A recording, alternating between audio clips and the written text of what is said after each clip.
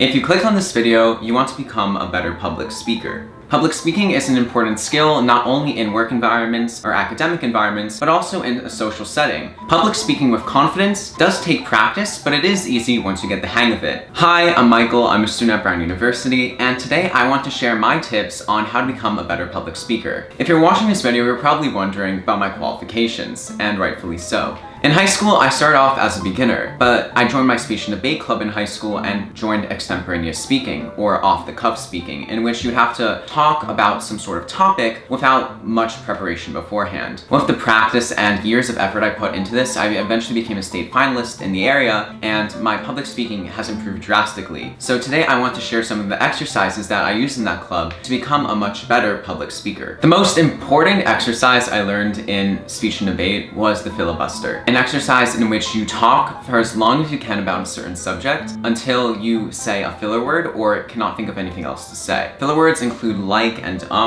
it's important to not use those in your daily conversation, although it is more conversational to use like in particular. You can replace like with phrases such as, and that helps you to become a more eloquent speaker and helps you to be more engaging when you talk about a certain subject to people in any sort of setting. Take out your phone. Yeah, like right now. Go to the timer app, and then what you're going to do is talk about a certain subject for as long as you can. And when you say a filler word or run out of things to say, you're going to stop the timer and see for how long you are able to talk to yourself. If you're with a friend, you can also do this with your friend being the accountability partner who is going to stop the timer for you. But besides that, the topic that we're going to talk about are oranges. So pause the video, start the timer right now, and see how well you can do. The first time I did this exercise, it was for about 17 seconds. So don't be discouraged based on how well you're able to do. This is my attempt, so I'm gonna start right now. Oranges are an essential fruit and are filled with vitamin C.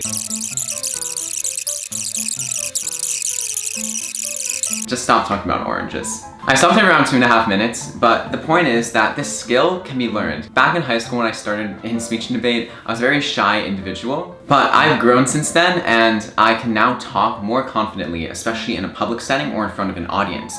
In fact, this exercise is so fun to do in front of an audience because you really get to experience what it's like to present publicly. Now, besides the most important exercise of the filibuster, I want to give a few general guidelines as to what you should be doing when you're trying to speak publicly. The first tip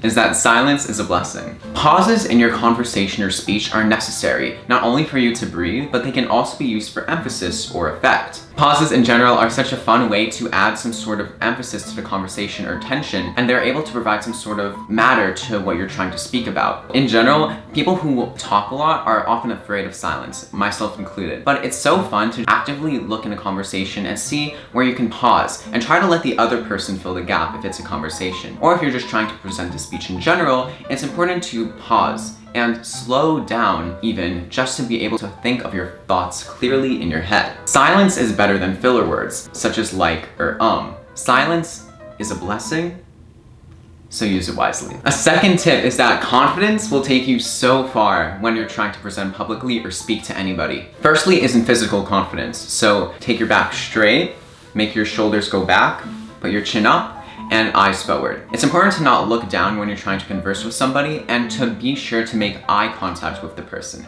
Eye contact is so important when you're trying to present. And if you're presenting for a large audience, the best thing to do is to simply look at a few people in the audience with good eye contact rather than trying to disperse your eye contact throughout an audience. In terms of speaking with confidence, you can be saying completely false information, but as long as you deliver it with some sort of confidence in your speaking and yourself, people will most likely believe you unless they're a certified expert. And even then, trying to speak with confidence will make people doubt themselves so easily as long as you have some self-assurance. And this is not only a policy when public speaking, but also in life. Confidence in general is so important and it's so powerful. So it's so important to know how to use confidence in order to be able to speak publicly effectively. The third tip, when in doubt, put your hands to your side when you're speaking in public or in a conversation. This is kind of a jab on myself. With YouTube, a lot of people tend to use their hands for emphasis or to grab someone's attention. So I do tend to use my hands more when making these videos. But in a conversation, or if you're trying to speak in public, it often is important to simply use your hands for certain key points in the subject. And most of the time, just keeping to your hands to your side. If you're trying to talk in a more informal setting, that becomes less of an issue. But there's a very important balance to strike when presenting a speech, because you don't want to seem too informal, but you also don't want to have your hands to your side and glued like a robot. But never put your hands in front of your waist like this, crossing them, because it makes you look insecure. So those were my 3 tips, and you might be wondering, how do I apply all this information in the real world? Well, it's your lucky day because I have a few steps that I would use if I was trying to improve public speaking if I'm starting as a beginner. Obviously, if you're in high school or middle school, join your speech and debate club and join extemporaneous speaking if that is an option. If not, create such a club in your school, because I truly find it to be one of the most important skills. For just off-the-cuff speaking, it becomes so easy to learn how to present in a workplace or in a school setting and become a much more engaging force to be reckoned with when you're trying to talk on a certain subject. Do 1 filibuster every morning. So just talk to yourself even in the mirror when you get ready for the day about one certain topic, and if you say like or pause or can't think of anything to say, stop the timer and be honest with yourself. For right now, for stuff you can apply to your life, stop saying like and